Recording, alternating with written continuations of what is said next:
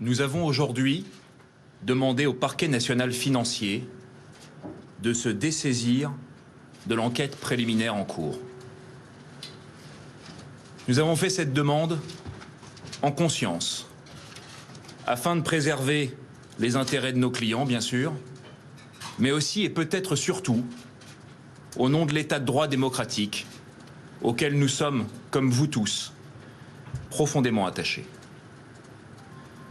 Cette enquête viole les principes les plus fondamentaux du droit constitutionnel qui est le garant de nos institutions et les valeurs cardinales qui président au déroulement des investigations pénales dans le nécessaire respect des droits de la défense.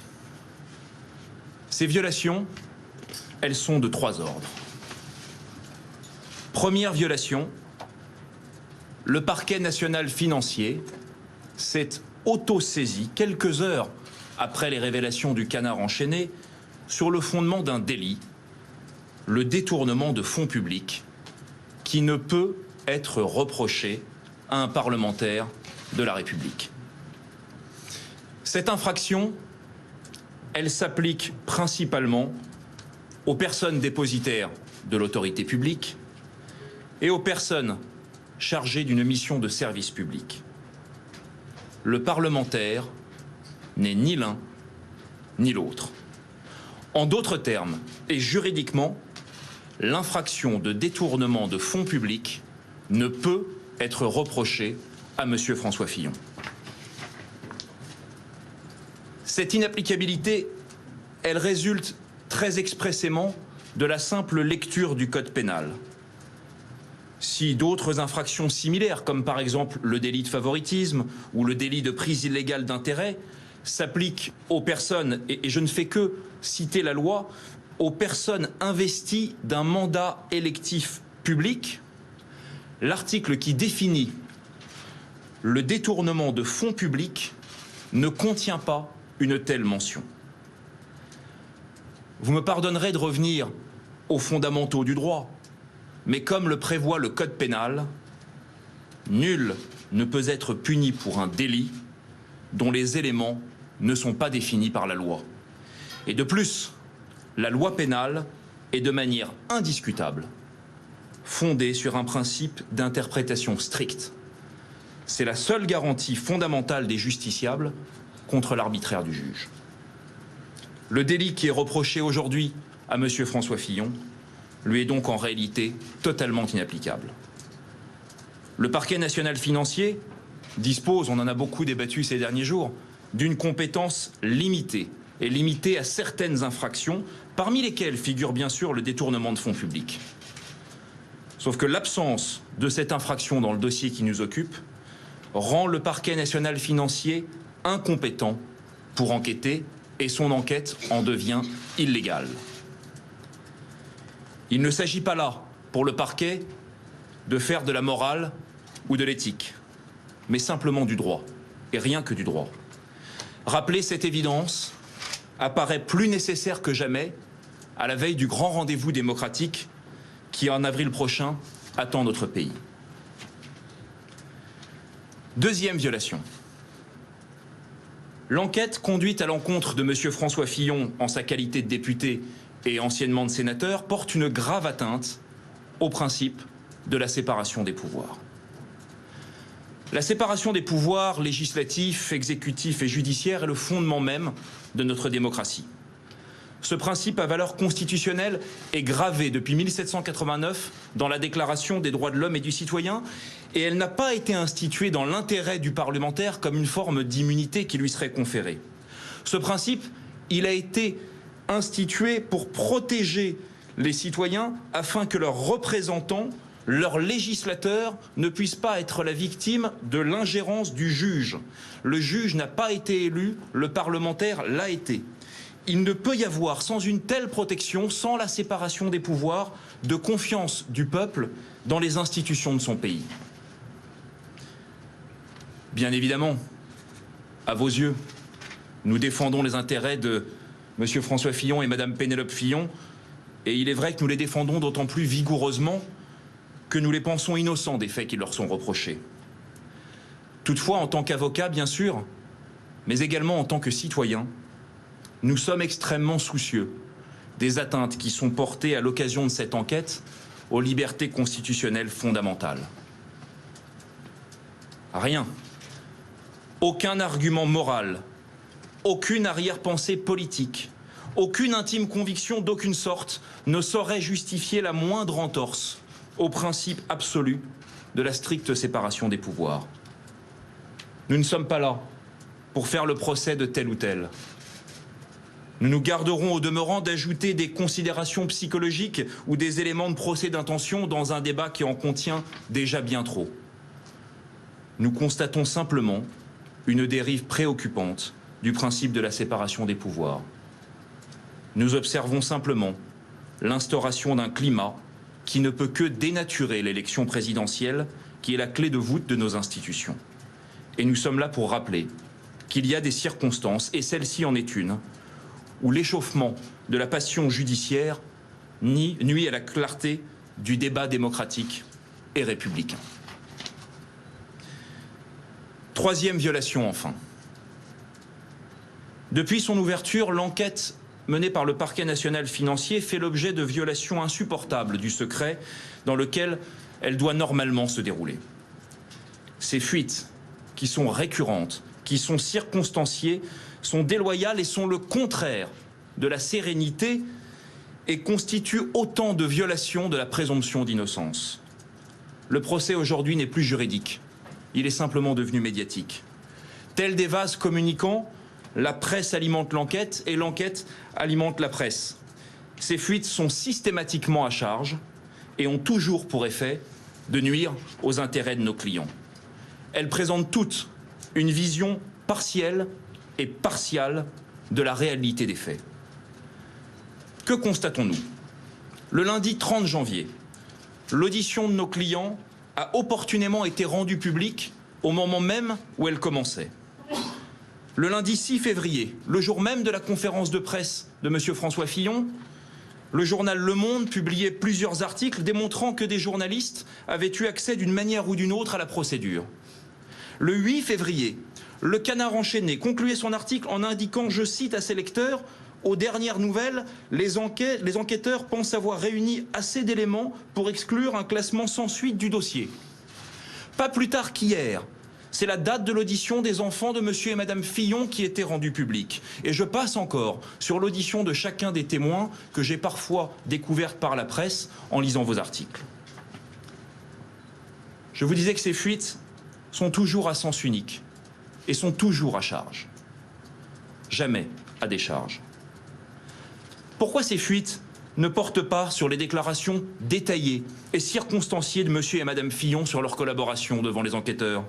Pourquoi ces fuites ne portent pas sur les témoins qui ont confirmé la réalité du travail de Mme Fillon? Pourquoi est-ce que ces fuites ne portent pas sur les déclarations des personnes qui ont confirmé qu'elles étaient parfaitement informées du fait que Mme Fillon travaillait avec son mari? Pourquoi est-ce que ces fuites ne portent pas sur le fait que Mme Fillon a communiqué aux enquêteurs la preuve de son travail à la revue des Deux Mondes? Pourquoi est-ce que ces fuites ne portent pas sur le fait que le directeur de cette revue ne pouvait ignorer que Mme Fillon y travaillait? La gravité de ces violations du secret de l'enquête nous conduisent à douter de l'impartialité d'une ou de plusieurs personnes qui concourent à cette enquête. Nous nous étonnons d'ailleurs que le parquet, qui fut si prompt à ouvrir une enquête préliminaire à la suite de la publication du premier article du Canard enchaîné, n'ait pas encore jugé utile d'ouvrir une enquête à la suite de ces violations répétées du secret. Et c'est pourquoi nous n'avons aujourd'hui d'autre choix que de déposer devant cette étrange inertie une plainte pour violation afin que toute la lumière puisse être faite sur ces différentes violations du secret. Pour toutes ces raisons, parce que le parquet national financier est juge et partie des fautes qu'il commet dans le cadre de l'enquête, parce que le parquet national financier ne peut voler le grand rendez-vous démocratique qui attend les Français, parce que l'enquête est illégale, parce que le parquet national financier n'est pas compétent pour enquêter, cette enquête ne peut se poursuivre dans sa forme actuelle. Alors, si le parquet financier fait droit à notre demande, ce qu'il n'est évidemment pas obligé de faire, 3 options sont possibles. Ces options sont les suivantes.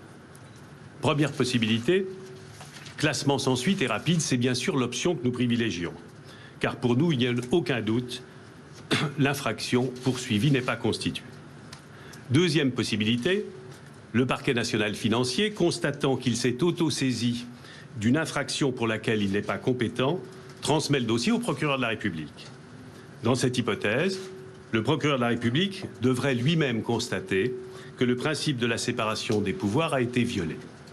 Troisième hypothèse, ouverture d'une information judiciaire confiée à un ou plusieurs juges d'instruction indépendants qui disposent du pouvoir de saisir la chambre de l'instruction des graves questions de procédure et de violation du droit constitutionnel que Antonin Lévy vient d'évoquer.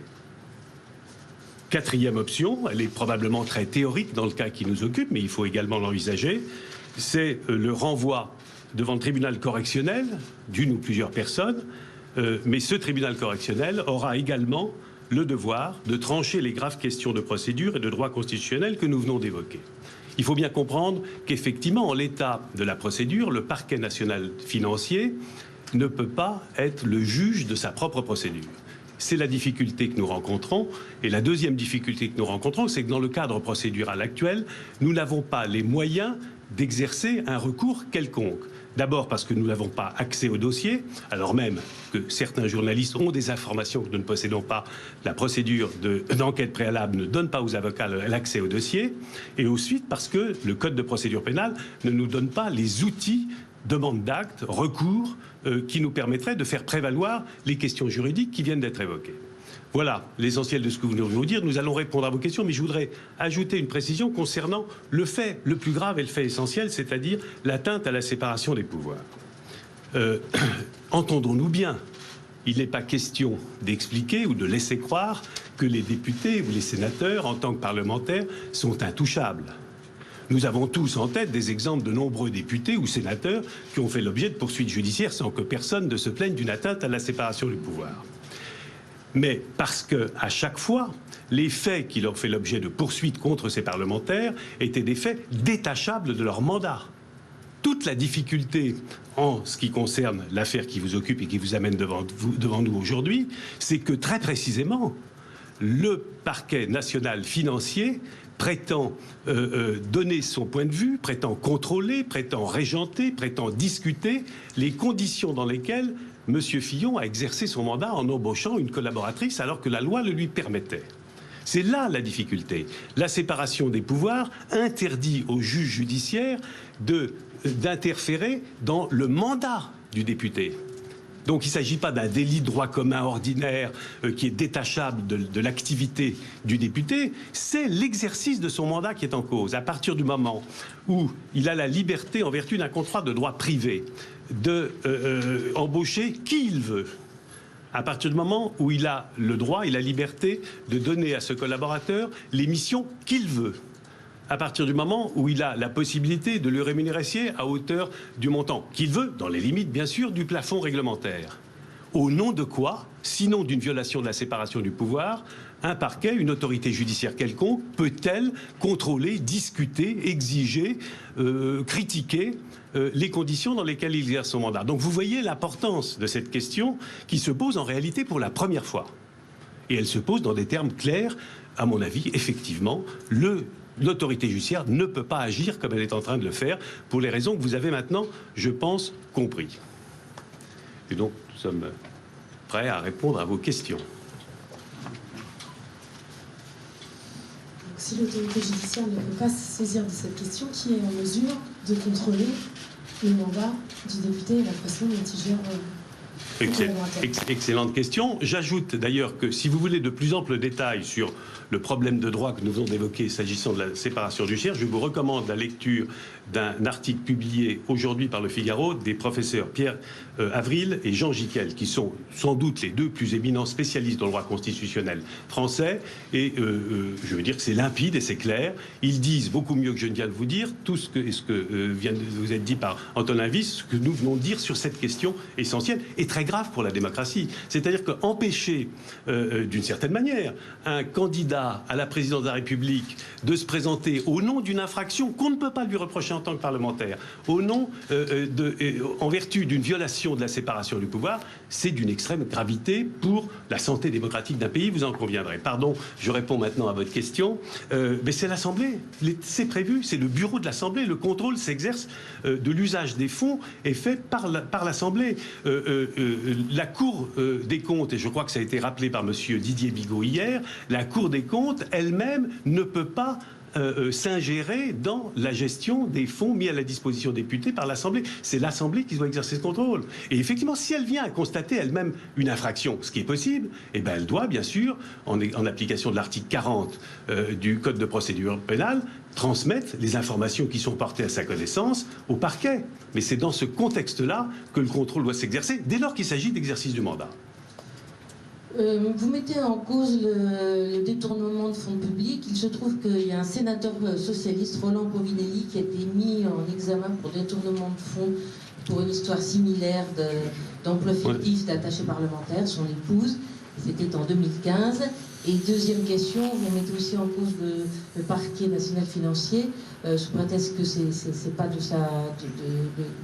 missions qui lui sont confiées. Or, parmi les missions qui ont été confiées au PNF, il y avait le traitement des personnalités VIP.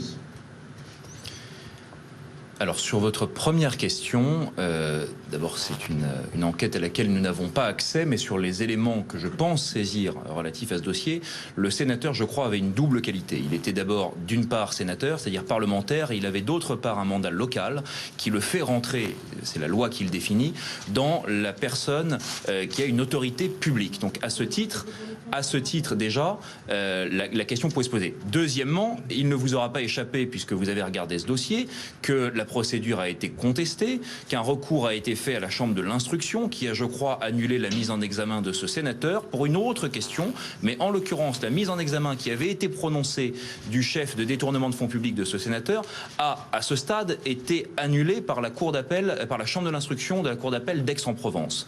Donc, venir se fonder, et c'est peut-être tout mon point, sur une analyse qui, pour l'instant, est loin d'être juridiquement établie et a fait l'objet d'une décision qui a été annulée dans le cadre d'une enquête en cours par une juridiction marseillaise et invalidée par la Chambre de l'instruction pour mettre en balance la candidature d'un homme à l'élection présidentielle ne me semble pas être une approche cohérente de nos institutions. Et si on veut citer ce seul précédent, le délit relatif au détournement de fonds publics, il existe non seulement depuis 1992, mais même dans l'ancien code pénal qui lui-même était applicable depuis le code napoléonien. Donc c'est dire si dans l'histoire de ce texte et dans l'histoire de cette loi, on ne trouve aucun précédent d'une condamnation qui a été prononcée à l'encontre d'un parlementaire pour des faits de détournement de fonds publics. Pourquoi avoir attendu 15 jours pour entamer cette démarche ? La première chose, c'est que François Fillon souhaitait s'expliquer face aux enquêteurs. Il avait appelé de lui-même la possibilité de pouvoir le faire et sa première démarche a été, en transparence, de vouloir parler, de vouloir tout dire et de pouvoir avoir la possibilité de figer dès le début en procédure sa version des faits, ce qu'il a fait longuement avec son épouse et devant les enquêteurs. En revanche, il avait appelé une enquête rapide.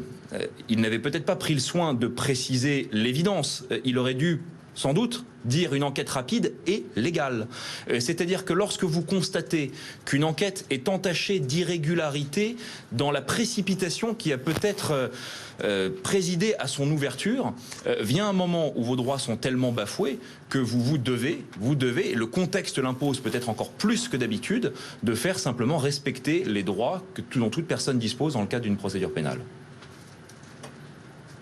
Là, vous attendez donc le dessaisissement du parquet national financier qui a quand même assez clairement indiqué lundi dernier à la suite de la conférence de presse de François Fillon qu'il n'entendait pas. vous ne posiez pas encore la question du dessaisissement, mais sa compétence, le PNF a fait savoir qu'il se sentait en tout cas légitime et compétent. Donc vous demandez aujourd'hui son dessaisissement. S'il ne le fait pas, qu'est-ce que vous pouvez faire? Quel autre recours? Et sur le volet quand même abus de bien social, qui rentre là dans le champ de compétences du PNF. Non. Le volet abus de bien social ne rentre dans le champ de compétences du PNF que parce qu'il est connexe à une infraction prétendue de détournement de fonds publics. C'est bien pourquoi, si le PNF n'est pas compétent pour statuer sur pour enquêter sur un délit de détournement de fonds publics qui n'existe pas en l'espèce, il n'est pas plus compétent pour enquêter sur l'ABS. Alors je réponds à votre question, mais c'est tout le problème. Et c'est pourquoi nous formons cette demande en l'état du Code de procédure pénale. Dans le cadre d'une enquête préliminaire, nous ne disposons d'aucun pouvoir, d'aucun recours. Nous ne pouvons que écrire ce que nous ne manquons pas de faire au procureur national financier pour lui signaler toutes les irrégularités, les violations de la loi que nous venons de vous rappeler. Voilà. Et cette situation, vous en conviendrez, est particulièrement préoccupante dans le cadre, en plus, d'une campagne électorale avec tout ce que ça implique comme conséquence, c'est-à-dire qu'on est dans une enquête dont nous avons le sentiment qu'elle est exclusivement à charge, nous n'avons pas accès au dossier, nous ne pouvons faire aucune demande, nous ne pouvons exercer aucun recours, et si la procédure dure ainsi, nous ne pourrons toujours pas. C'est seulement si le PNF se dessaisit dans les conditions que nous venons de rappeler, que nous pourrons peut-être, ou que des juges indépendants pourront peut-être faire ce qu'on appelle une purge des vices de procédure ou des questions de droit cruciales qui se posent. Bonjour, j'ai deux questions. Sur l'enquête elle-même, vous parlez d'éléments à décharge. Est-ce que vous pouvez nous en dire un peu plus? Est-ce qu'il y a des témoins qui ont vu Madame Fillon notamment exercer son... Non, mais je peux vous dire qu'il y a effectivement des témoins qui ont vu Madame Fillon exercer son activité, mais comme je n'ai pas accès au dossier, je ne suis pas en mesure de vous dire ce qu'ils ont pu exprimer ou expliquer. C'est la particularité de cette procédure. Nous sommes englués... Vous n'auriez pas apporté beaucoup d'éléments. Comment? Vous n'auriez pas apporté d'éléments sur son travail d'assistant. C'est vous qui le dites. C'est vous qui le dites. Moi, j'estime qu'elle en a apporté suffisamment. Elle a été entendue pendant 6 heures. Elle s'est expliquée. Elle a donné des détails.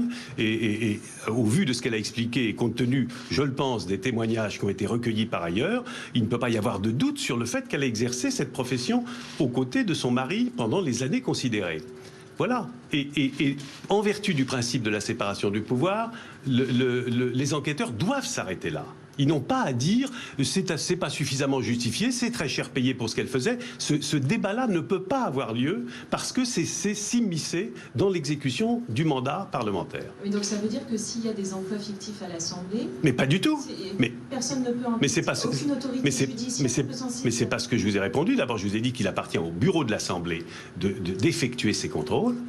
C'est une autorité judiciaire. Non, et s'il constate... Mais oui, mais c'est le principe de la séparation des pouvoirs. C'est l'exercice du mandat. Sur l'exercice du mandat, l'autorité judiciaire n'a pas à se prononcer. Alors c'est pas l'élaboration des lois. Mais bien sûr que non. Mais parce que vous pensez que le travail d'un député, ça se limite à l'élaboration des lois ? Évidemment non.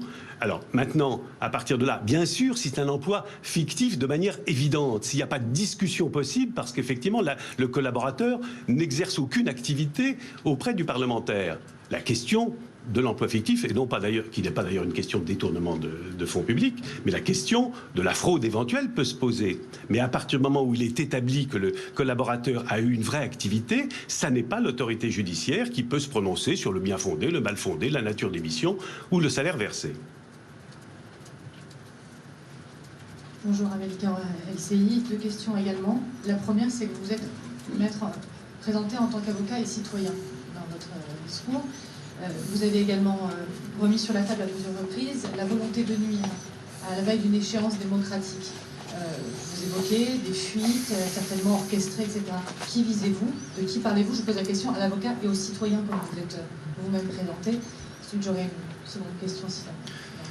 Sur la première, je voulais indiquer que nous sommes là pour faire le procès de personne, ne pas pour pointer le doigt vers quelqu'un, mais je constate, à la fois comme avocat et à la fois comme citoyen, comme vous devez faire le même constat, que ces informations sont révélées à un moment extrêmement opportun, qu'elles tombent à nouveau dans le domaine public à quelques semaines de l'élection présidentielle, alors que précisément, et c'est tout ce que l'enquête aura démontré, le mandat de Madame Fillon était parfaitement connu de l'Assemblée nationale, qui conservait la totalité totalité de ses contrats de travail, qui émettait la totalité de ses fiches de paye. Et donc, de manière intéressante, vous noterez que l'information arrive dans le débat public au début de l'année 2017, alors qu'elle aurait pu arriver en réalité depuis 20 ans. Donc le constat est celui-ci, le moment est opportun. Ensuite, ce n'est pas d'une part, ce n'est pas à moi de faire cette recherche en tant qu'avocat ni en tant que citoyen, et je me retourne vers vous en tant que journaliste, dont ça fait peut-être partie des missions, de ne pas simplement venir rechercher les éléments qui vous sont transmis dans le cadre de l'enquête en cours, mais d'essayer peut-être de voir justement ce qu'il y a derrière et pourquoi dans ce débat démocratique qui doit avoir lieu, et pour faire en sorte que avril prochain ne soit pas une élection volée, on puisse faire toute la lumière sur les conditions dans lesquelles ça s'est déroulé. Vous dites que le PNF est impartial dans sa façon de fonctionner. François Fillon a parlé de complot institutionnel. Je vous repose quand même la question. À travers ces propos, qui visez-vous? Qui est derrière ce complot? Et qui instrumentalise des fuites et les rend possibles selon vous? Je crois vous avoir déjà répondu, mais je vais le refaire à nouveau. Nous ne visons ni le PNF, ni qui que ce soit en particulier. Nous ne sommes pas enquêteurs, nous ne sommes pas journalistes d'investigation. Notre métier n'est pas d'aller débusquer et d'aller trouver les personnes qui, de manière partielle et incomplète, ont pu remettre un dossier au canard enchaîné, dont on a vu la semaine dernière d'ailleurs qu'il était tellement incomplet qu'ils étaient capables sur une fiche de paye de faire des erreurs de 4 ans. Donc c'est dire si on leur a transmis des feuilles Excel ou des documents Word qui ne sont pas les documents en eux-mêmes, qui sont les documents de l'Assemblée, et qu'on leur a livré un dossier clé en main avec une accusation qui était censée être portée. Ça, ce n'est pas mon travail. Le PNF, moi, tout ce que je constate, c'est qu'il s'est saisi en urgence d'un dossier dans des conditions qui sont juridiquement attaquables. Et que la conséquence de cela, c'est que la vitesse s'est transformée en précipitation. Cette enquête, aujourd'hui, est nulle et bafoue la totalité des principes démocratiques. J'en viens à ma deuxième question. On a évoqué l'Assemblée, mais on n'a pas évoqué le Sénat. Qu'en est-il des procédures en cours aussi pour examiner, et c'est d'actualité encore cet après-midi avec les enfants de M. Fillon, qu'en est-il de ce volet-là de l'affaire? Comme vous le dites, les auditions sont actuellement en cours, donc nous pourrons attendre qu'elles soient révélées dans les quotidiens pour pouvoir en analyser la teneur. Moi, ce que je peux vous indiquer, et c'est le principal, c'est que François Fillon s'est expliqué sur l'emploi de ses enfants à ses côtés et que des éléments seront remis aux enquêteurs pour pouvoir en démontrer la matérialité. Justement, à ce propos, vous dites que les auditions sont en cours. Puisque vous dites que cette enquête en gros ne pas se poursuivre, qu'elle est même la qualifiée d'enquête nulle, est-ce que les enfants de François Fillon ont refusé cet après-midi de répondre aux enquêteurs? Et comment vous vous êtes positionné par rapport à ça, par rapport à la suite de l'enquête?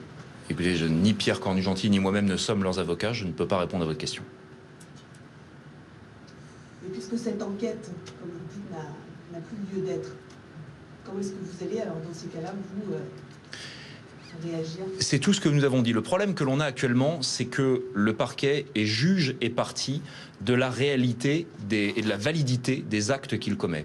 Nous considérons que nous sommes face à une enquête qui est illégale. On enquête sur un délit qui n'existe pas et qui ne peut pas exister à l'égard de François Fillon. Et donc ça fait 15 jours que des investigations sont menées sur quelque chose qui n'existe pas et sur une base qui n'est rien d'autre que du sable et du vent. Donc à partir de là, la conséquence logique et la conséquence juridique, parce que nous ne sommes là pour faire que du droit, c'est simplement le fait que l'enquête est nulle. Et avoir une enquête nulle qui se déroule dans la vitesse, certes, mais à nouveau dans la précipitation avec les conséquences que l'on connaît à quelques semaines de l'élection présidentielle, c'est un problème majeur.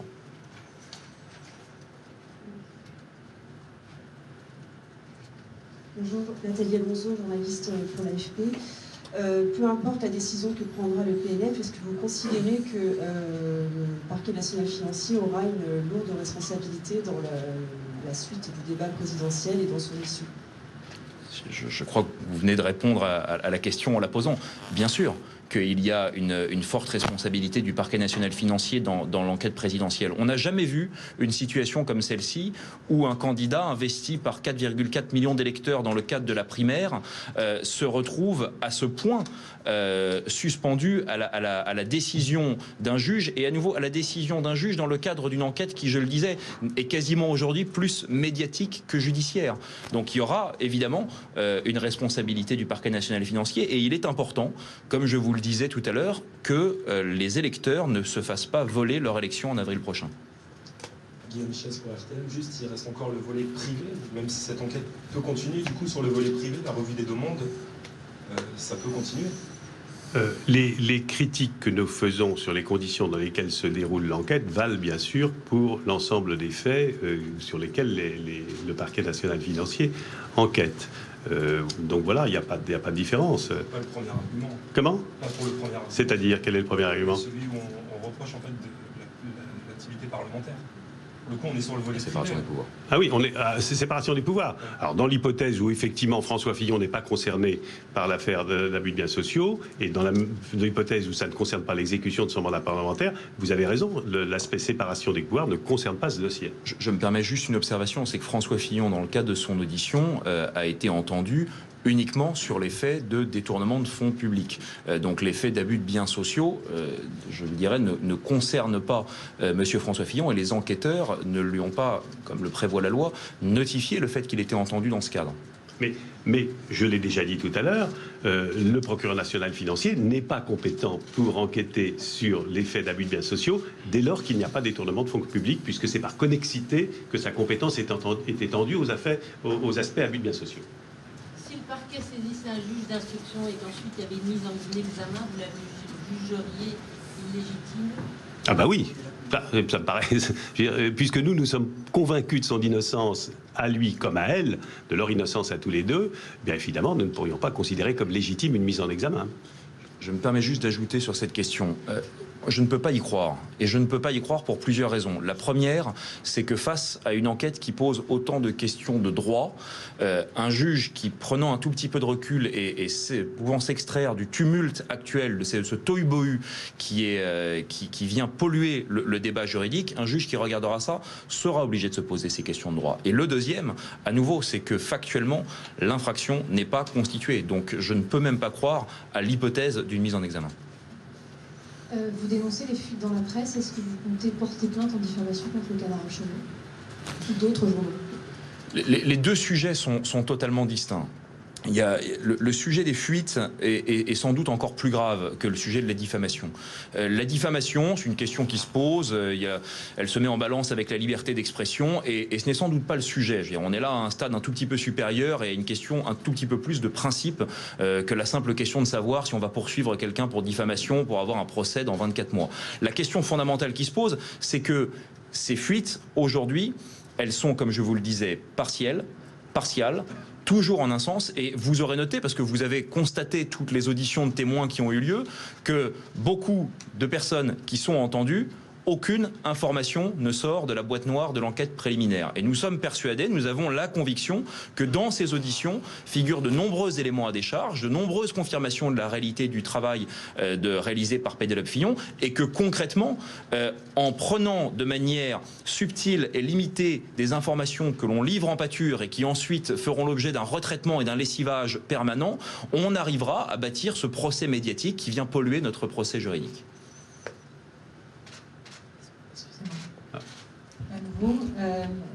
Juste peut-être, on l'a déjà évoqué, mais quand même, la demande de dessaisissement, est-ce qu'elle concerne effectivement aussi Pénélope Fillon? Est-ce que ce que vous avez qualifié d'enquête illégale la concerne également personnellement? Bien entendu, puisque les faits reprochés à l'un sont pratiquement les faits reprochés à l'autre. En tout cas, c'est les deux versants d'une même médaille. On ne peut pas dissocier les deux cas, puisque c'est toujours l'exercice de l'activité parlementaire. Alors c'est l'exercice de l'activité et du mandat du parlementaire François Fillon et l'exercice de l'activité de sa collaboratrice Pénélope Fillon dans le cadre de l'exercice du mandat de son mari. Parallèlement à ça, vous aviez déjà envoyé une lettre au parquet national financier. Vous aviez fait savoir que vous dénonciez les fuites dans la presse. Vous aviez déjà fait savoir les arguments selon lesquels le parquet national financier n'était ni compétent. Vous aviez dit que l'enquête était nulle. Vous ajoutez aujourd'hui la plainte, effectivement. Pourquoi aujourd'hui décider d'organiser devant les médias cette grande conférence de presse à 17h? En quoi cela participe à votre stratégie et également médiatique? Il y a deux choses. La première, c'est que nous avons été extrêmement choqués de constater hier, à la lecture du Canard enchaîné, cette phrase que je vous rappelais tout à l'heure, où le journal même qui est à l'origine de l'ouverture de cette enquête vient aujourd'hui nous en donner la conclusion.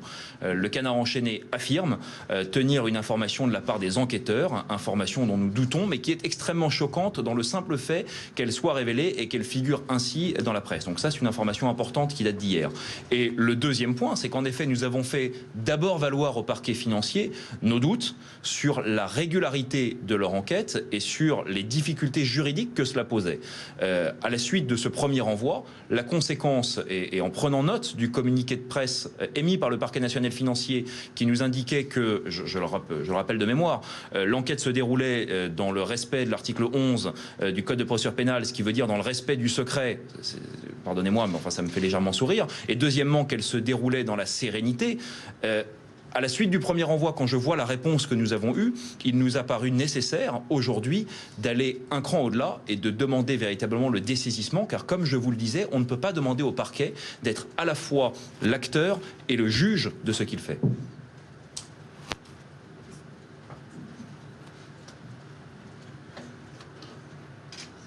Je voulais juste savoir, est-ce que vous savez quand le PNF va se prononcer sur la suite répondre à votre question? On aimerait bien le savoir. Par ailleurs, vous évoquez plusieurs témoins à décharge qui sont en mesure de témoigner sur la réalité des emplois de Mme Fillon. Est-ce que vous pensez à combien de personnes et quelles sont ces personnes? Les personnes, vous les connaissez comme nous, madame. Alors, en l'occurrence, à la sortie des bâtiments de police, figuraient de nombreux journalistes qui filmaient les entrées, les sorties, et la liste des témoins qui ont été entendus est quasiment aujourd'hui dans le domaine public. Donc, le nombre de ces personnes et le jour et l'heure précise de leur audition, vous les connaissez, ils se trouvent aussi bien que nous. Sur le contenu de leur audition, seuls les enquêteurs y ont accès, et je constate à nouveau que ces éléments-là, pour l'instant, n'ont jamais fuité dans la presse. Boris Karlamov, agence de presse A2PRL. François Fillon, début de la procédure, souhaitait que ça aille très vite aujourd'hui. Est-ce que vous pensez qu'avec votre nouvelle stratégie, cela ne va pas entacher un peu plus, entre guillemets, sa nouvelle campagne? Alors, comme je vous le disais, il ne faut pas confondre vitesse et précipitation. Et lorsque un parquet agit avec précipitation et se place dans l'illégalité, c'est ça principalement qui va nuire au débat démocratique, qui va nuire à la campagne et qui va nuire au grand rendez-vous d'avril prochain auquel les Français auront à participer pour élire leur nouveau président de la République. Donc c'est parce que précisément une enquête est nulle, parce qu'on enquête sur un délit qui n'existe pas et qui ne peut pas s'appliquer à un parlementaire, qu'une difficulté majeure se pose et cette difficulté doit être purgée. S'il vous plaît. Sarah Guibaudot, France Inter, je ne m'étais pas présentée. Si monsieur et madame Fillon étaient reconvoqués à la fin de l'enquête préliminaire, puisqu'il avait été très rapidement, mais les enquêteurs pourraient estimer qu'ils ont besoin de leur poser de nouvelles questions au vu des éléments qui sont apparus depuis, est-ce qu'ils accepteraient cette nouvelle convocation ?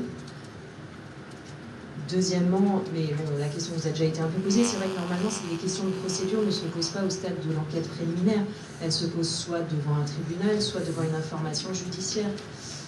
Du coup, François Molins, par exemple, a dit lors de l'audience de rentrée que la procédure était parfois la cousine de la mauvaise foi. Est-ce que vous essayez pas de gagner du temps là? Mais écoutez, alors vous n'allez pas, c'est pas à nous que vous allez reprocher le fait de n'avoir pas accès à la procédure, ce qui est effectivement assez contraire au principe habituel des droits de la défense, mais c'est la loi qui le dit. Attends, vous voyez ce que je veux dire? Nous sommes confrontés à une situation que nous subissons. Voilà, et comme tout le monde, sauf que il ne vous a pas échappé qu'il y a une élection présidentielle en cours, il ne vous a pas échappé que François Fillon est candidat, et il ne vous a pas échappé que les enquêtes préliminaires, généralement, durent plus longtemps. Et il s'instaure à un moment donné, la loi prévoit que c'est au bout d'un an, mais le procureur peut décider que c'est plus tôt, un débat et un accès au dossier. Nous sommes privés de tout cela alors que le temps passe. Donc voilà effectivement une situation qui est anormale. Il n'y a pas de raison que François Fillon et Pénélope Fillon, parce que le premier est candidat aux élections présidentielles, ne soient pas traités comme n'importe quel justiciable. Et s'ils étaient reconvoqués? Écoutez, on en parlera avec eux, vous voyez? On ne va pas vous...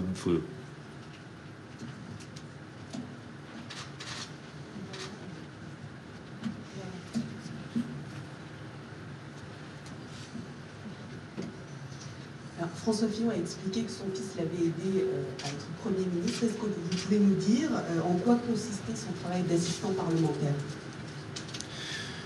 Alors d'abord, la première chose, comme je l'ai rappelé tout à l'heure, je crois que l'audition a lieu en ce moment même. Donc j'aurais du mal à vous indiquer ce qui est en ce moment expliqué en détail par M. Charles Fillon sur la collaboration qu'il a eue avec son père. La première chose sur laquelle s'est exprimé François Fillon, c'est qu'il a corrigé une inexactitude qui était parue dans la presse, disant qu'il avait travaillé pour la campagne présidentielle. Ceci est inexact. Ce n'est pas ce que François Fillon a déclaré devant les enquêteurs, parce que ce n'est pas la réalité. La réalité, elle est très simple, c'est que dans le cadre de son mandat de sénateur et dans le cadre de son travail politique en 2007, Charles Fillon a aidé son père dans les missions que connaît un sénateur, c'est-à-dire dans le cadre de l'exercice de son mandat public de parlementaire. Et donc, Monsieur Charles Fillon, en ce moment même sans doute, doit être en train d'en donner le détail, beaucoup plus détaillé que je ne pourrais le faire, aux enquêteurs. Donc il n'a pas aidé le Premier ministre. Cette déclaration est pas exacte. Je pense que vous réduisez un peu la déclaration à quelque chose qui n'est pas conforme à ce qu'elle voulait dire. On glose beaucoup sur ce que font les collaborateurs parlementaires depuis quelques jours, depuis quelques semaines maintenant. Le fait qu'un collaborateur parlementaire puisse aider quelqu'un à être Premier ministre, je ne suis pas certain que ça rentre exactement dans le cadre de leur champ de mission possible. C'est-à-dire que ça leur confiait beaucoup de pouvoir. Ce qu'il a indiqué, c'est que alors qu'il était sénateur, et il se trouve qu'en 2007, les faits parlent, ça par la simple réalité des dates. En 2007, vous n'ignorez pas qu'on est à la veille, justement comme aujourd'hui, d'une élection présidentielle, et qu'à ce moment-là, il se trouve que les ministres, les premiers ministres également, sont souvent également des parlementaires.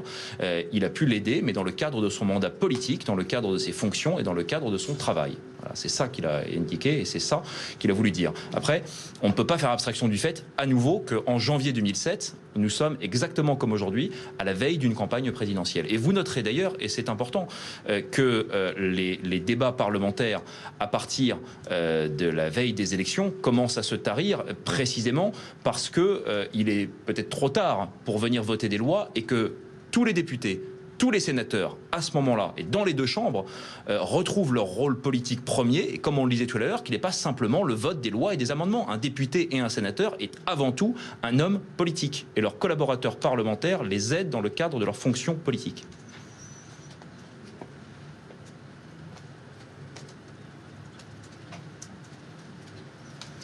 Augustin Lefebvre, Radio Classique. Sur un autre point, lundi, pendant sa conférence de presse, François Fillon a reconnu qu'il avait touché des chèques du Sénat. Il a qualifié ça de pratiques politiques anciennes. Est-ce que vous craignez des poursuites sur ce point-là de l'affaire ? Il ne m'appartient pas de commenter une affaire qui est en cours, qui, à ma connaissance, d'après ce que je peux en lire dans la presse, ne vise pas cette période des faits et dans laquelle les seules personnes qui ont pu pour l'instant être mises en examen sont, semble-t-il, et je parle encore une fois extrêmement au conditionnel, les personnes qui auraient mis en place, organisé le système et concrètement qui auraient procédé au paiement. Donc il ne m'appartient pas de faire des hypothèses, des plans sur la comète et des visions du futur dans une boule de cristal sur le fait qu'on étende l'enquête à une date qui pour l'instant n'est pas couverte, que le juge d'instruction change ce qui a été jusqu'ici sa politique judiciaire dans les choix des mises en examen qu'il a pu prononcer. Ça me paraît extrêmement hasardeux et je m'en garderai bien. Une question ? Merci beaucoup. Merci.